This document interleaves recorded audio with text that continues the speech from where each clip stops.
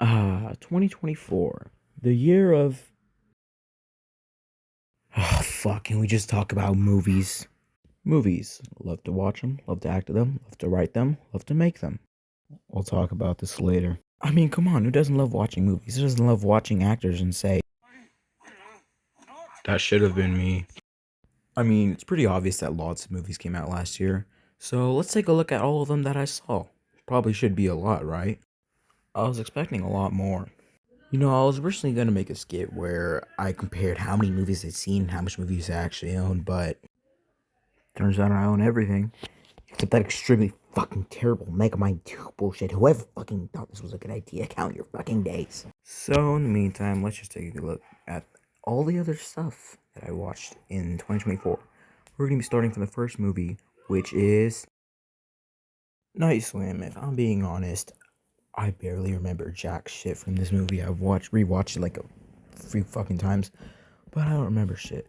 Honestly, it's like one of those generic low budget movies. I mean, you're pretty much restricted if you're doing shit with water, but honestly, I think after Megan, like they haven't been doing like family arcs really well. It's very forgettable. Really, like I kind of got confused at some parts, like what the fuck is happening.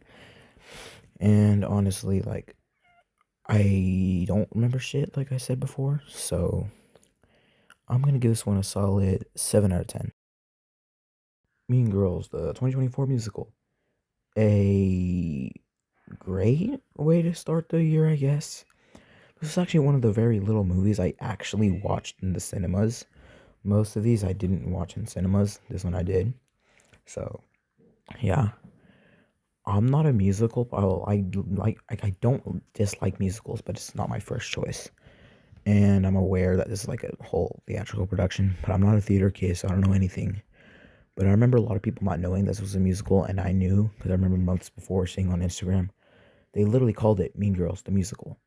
And then I remember I had some other people at school who like were theater kids, and they got mad, like, "Oh my goodness, why wasn't this song in the movie?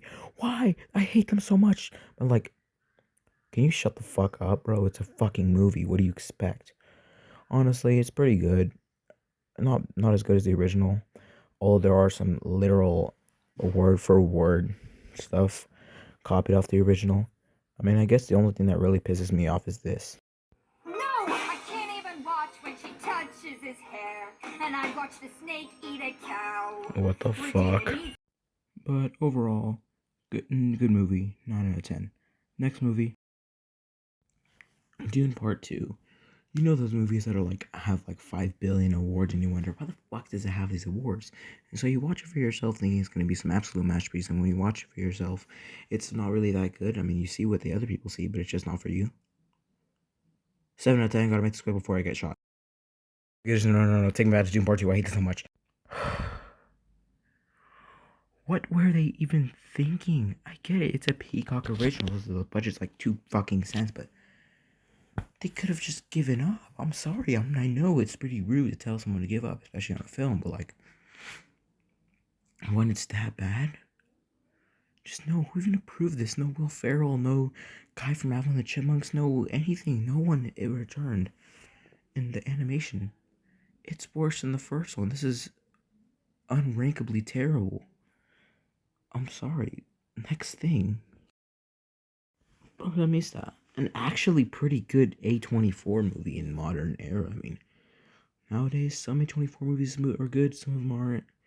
This is actually pretty good. I had no idea this existed until randomly in July. I forgot how I found out about it, but it was good. I rented it and then I loved it, and so I bought it. It was so good. I don't remember anything. All I remember was like the scene where, he looks for a job and he gets one, and the guy's like freaky. 9 out of 10. Kung Fu Panda 4, the next movie I actually saw in the cinemas. It released on my birthday, and so I saw it the same day, and honestly, 9 out of 10. I don't understand why people hate it. Sure, the main villain's pretty freaking bland, but like, come on, bro. Like, this is fire. This is fire. Like, I don't remember anything of like the first 3 Kung Fu Pandas.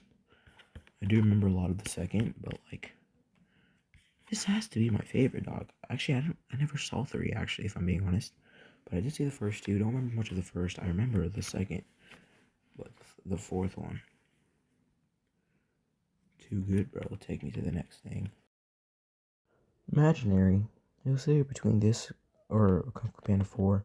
I just Kung Fu Panda 4 thinking I'd see see it the next week or the next day or sometime the same weekend after this, but I never did because my parents don't let me do shit.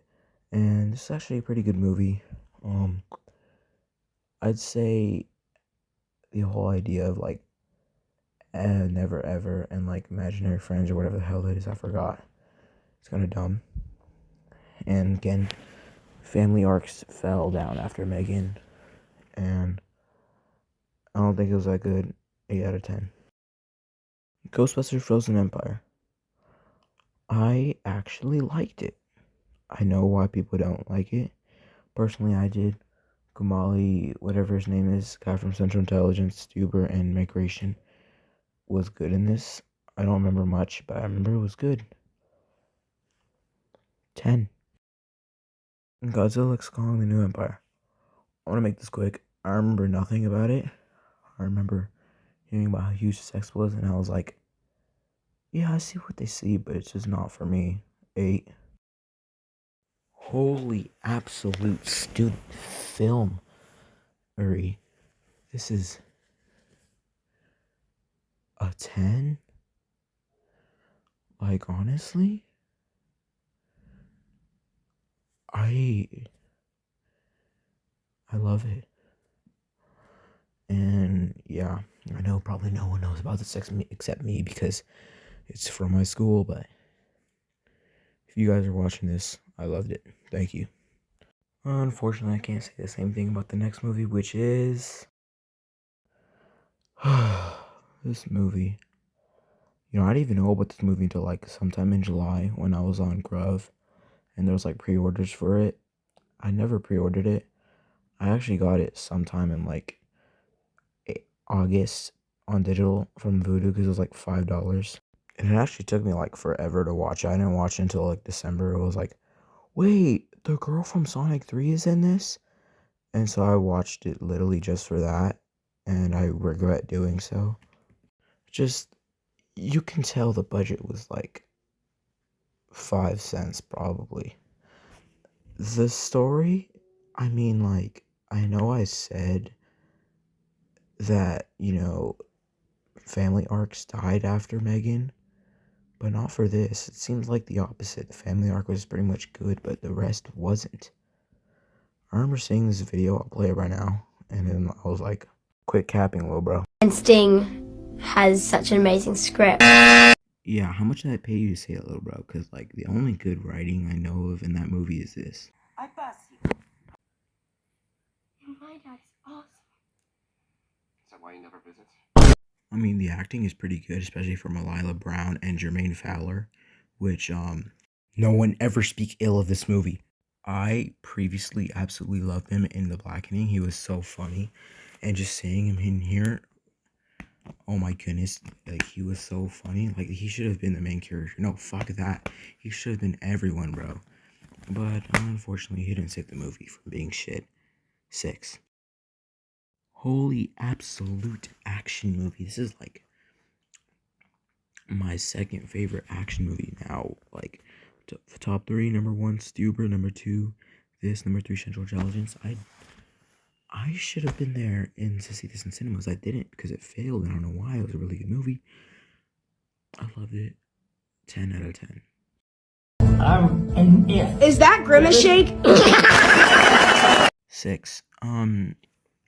It's too kiddie. Like, I can deal with kid movies, but like, I don't think this could work in a modern day. And the story is pretty confusing and bland. Next thing. Oh my goodness. 10. I absolutely love this movie. This is so funny. I wish it was on theaters for Memorial Day weekend. I loved it. Next movie. Furiosa Mad Max Saga. I watched this for the same reason I watched Sting. I bought this in like Black Friday because it was like $13 for the 4K. I zoned out like during the second half. I remember nothing. Um, 7, I guess. You guys did good as actors. Holy shit, Disney's redemption arc. This was actually good. Like, it's not like absolute cinema, but like from modern Disney, I never expected this. I actually saw this in cinemas, and I was like, what the fuck, Disney? You guys can actually make good films again? 10 out of 10. Holy fuck, this was good. I love seeing this in theaters. Yes, I did, and I did not regret it. 10 out of... No, 9. I'm sorry. I got a little ahead of myself. I'm unscripted today. But fucking... It was so good, except... Why did the Cockroach Man have to be so poorly written? 9. Next thing... Absolute cinema. Absolute cinema. 10 out of 10. My second favorite movie. Good soundtrack, good acting. Very good story. I love it so much. Next movie. Absolute horror cinema. I actually thought this was gonna be bad because M. Night Shyamalan movies, old, are usually terrible. But this was his redemption arc. 10 out of 10, bro.